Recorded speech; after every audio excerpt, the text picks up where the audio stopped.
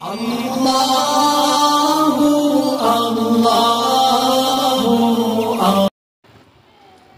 اللہ الرحمن الرحیم۔ جی ناظرین، آج ہم آپ کی ملاقات احتشام بھائی سے کرواتے ہیں۔ احتشام بھائی نماز پڑھنے کے لیے آئے تو میری نظر پڑی تو میں نے کہا چلو یہ ایک مسئلہ بھی ہے، سرکار دو علیہ وسلم کا فرمان مبارک بھی ہے، چلو اس کی وجہ سے کسی کی اصلاح ہو جائے۔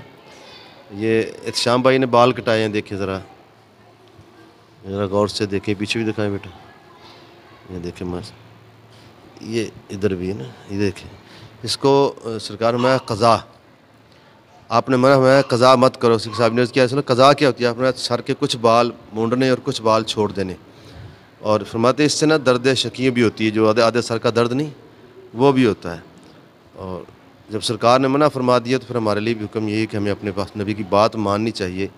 سرکار فرماتے میں نے تمہیں وہ دین دیا ہے جس کے دن بھی راتیں، جس کی راتیں بھی دن ہیں، تو اس لیے اتنا پیارا جب دین ہو، اس دین کے اندر بال کٹانے کا بھی ہمیں جو ہے طریقہ بتایا جائے۔ اگر بال رکھنے ہیں تو یا آپ نے میں سارے رکھو یا سارے کٹا دو، اس سے فائدہ بھی ہوگا اور بہت ساری بیماریوں سے نجات بھی ملے گی۔